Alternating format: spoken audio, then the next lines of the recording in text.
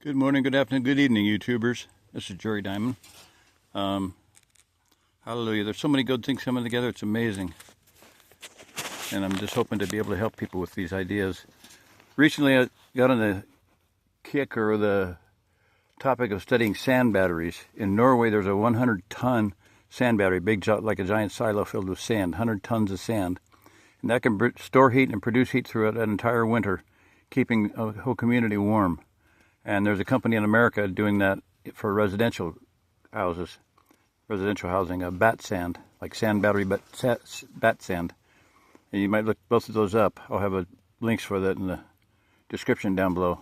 So what I'm doing here is a portable thermal battery. You can warm this up, put it in the house, set one of those electrically driven, heat-driven thermovoltaic fans on top of it, and it'll blow heat into your bedroom or house, or whatever, your living room, kitchen. So it's that's a 6-gallon bucket from Amazon. And then I have 50 pounds of sand that just doesn't even come near to filling it up. So there's several ways to insulate that. The tall stack has to be insulated. It has to be, that has to get hot and stay hot. That's your updraft. Top lit updraft. So if I light it and warm that up, then it's going to create draw. It's going to continue, the heat's going to continue to rise, and it's going to suck air in the other end. This is where your fuel goes in. That's your fuel port. And then one way to insulate it would be just put, this is what I did before, was put a 4-inch tube around it and then fill it with sand. That'll insulate it. You could use aluminum foil. Wrap it crinkly with one, just wrinkle up, and use the aluminum foil, wrap it around it, and then put a straight one around, a cleaner one around it. That would be another way to insulate it. And another way is just to get some fiberglass, some asbestos or fiberglass sheeting. And this will do 2 of those. Come with zip ties. You just wrap it around there and then zip tie it on. So there's 3 ways to insulate. That top stack has to stay insulated.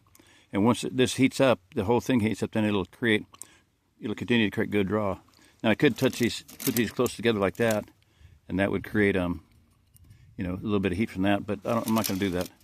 And I had this one more elbow in there, and that messed it up. It made it uneven, and it just created too much turbulence. Turbulence is good in some cases, but in this case it was a little bit too much. I didn't get it lit up. I had tried, but I didn't get it done. It was late and dark and all that stuff. So anyway, I'm going to light up with just 4. 1 coming up. You see that? There's 2 here, creating a U.